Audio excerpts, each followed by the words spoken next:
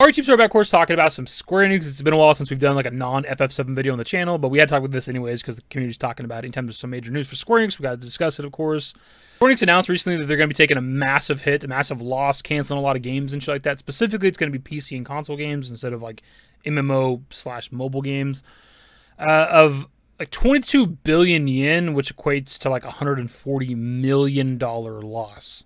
We're just going to read the statement really quickly and then we'll talk about it. At the meeting convened on March 27, 2024, the board of directors at Square Enix Holdings Company Ltd. voted in light of the myriad changes underway in the environment surrounding its group to revise the group's approach to the development of high-definition games with the intention of being more selective and focused in the allocation of development resources. As a result of a close examination of the group's development pipeline undertaken in keeping with this revised approach, the company expects to recognize approximately 22 billion yen in content abandonment losses on its books for the fiscal year ended March 2024. Also, in Gamatsu's article about this, they have a pinned comment from a mod from the website that kind of explains the situation better.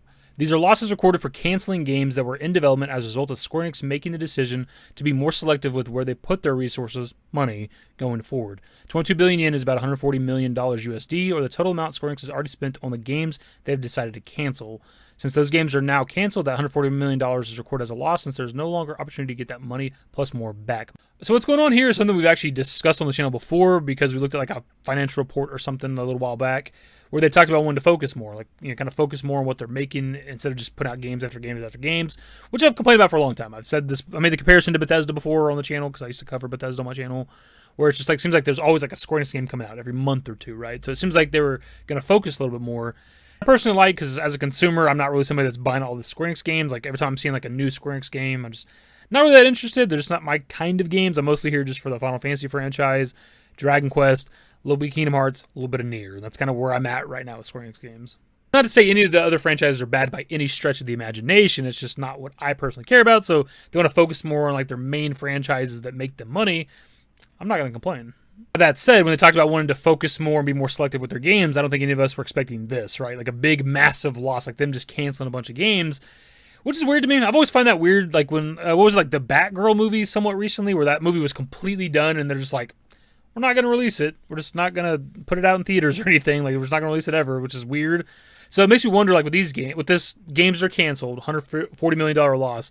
How many games are we talking about? Is it just a handful of games that cost like, you know, tens of millions a piece, or is it like one really expensive game and then a bunch of small games that were canceled, or what are we going on here? And how far into development were these games? Whatever, right? There's a lot that we don't know right now. That's the thing. Like, we know that they canceled a bunch of games, or however many games, $140 million loss, 22 billion yen loss, but we don't know what those games are yet. It's kind of what has the community talking, right? Because you have upcoming games like, you know, Remake Part 3, Kingdom Hearts 4, Dragon Quest 12. People are worried about that shit. I think with the big franchises, you probably don't have to worry. I think Dragon Quest 12 is kind of like in sort of rocky development, so maybe that one could be a little whatever potentially, but I doubt that they would just cancel Dragon Quest 12, right? Because that's going to make them some money, especially with how good Dragon Quest 11 is, which I'm playing through right now, by the way. Like, that game was so beloved, right? And like Dragon Quest as a series is so beloved. It'd be like them like making Final Fantasy 17 and they're just like, we're going to stop. We're going to cancel that shit. We don't want to put out Final Fantasy 17, right? They're going to put out the next Dragon Quest game for sure.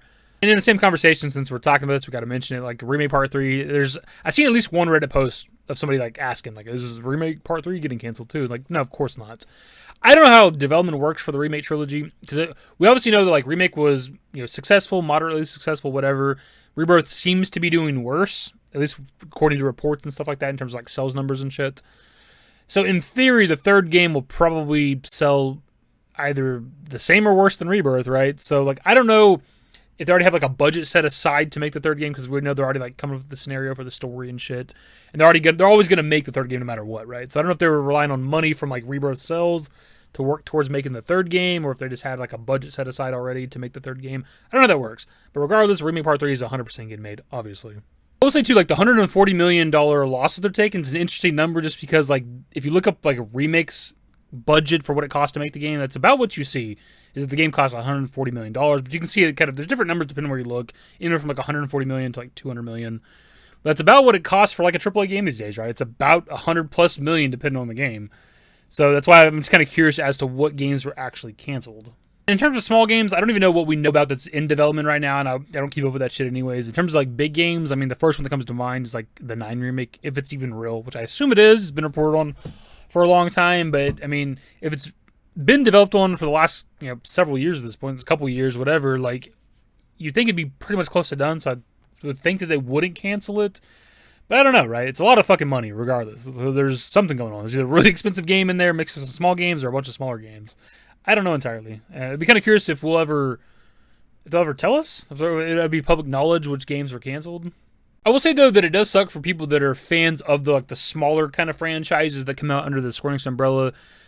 Because you got to think that there's at least a couple of smaller games that were in these budget cuts, right? Like there whatever franchises, I don't know whatever games they were, but there's all those other games that come out that aren't the big ones under Square Enix that have fans, right? So there might be games that don't sell a shit ton. They might sell a couple million or something like that. And I don't know what that is versus their budget for development or whatever. But these games that aren't the big money makers that they need to have every single year, right? For their fiscal years to be successful, that type of shit. And you got to think that some of those games were canceled. Whatever they were, I don't know.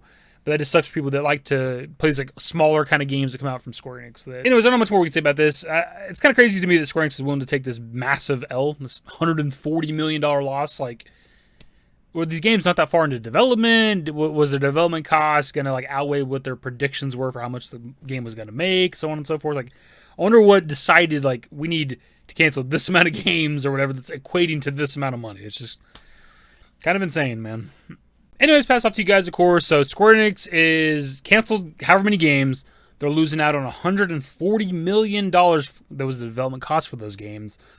What do you think that is? What games? I mean, we're only aware of a couple games that at least that's public knowledge for me. That's coming. There's some game coming out in 2024, and there's Dragon Quest 3 HD remake and Kingdom Hearts 4, Dragon Quest 12, right? Those are the games that I'm aware of. That were in development or something that we're publicly aware of. Besides Remake Part 3, but we don't have a name for that yet. What got canceled? What exactly equated to this amount of money, dude? What are your thoughts? Anyways, that's the video. Subscribe to the channel if you guys are new, so in the description below. Follow me on Twitter, @DaveYT. That's it. Bye. Used to care what people thought, but now I care more, and nobody out here's got it figured out. So therefore, I've lost all hope of a happy ending, depending on whether or not it's worth it. So insecure, no one's perfect. We spend it with no shame. We blow that like Coltrane. We in here like Rogaine, or leave it like Cobain.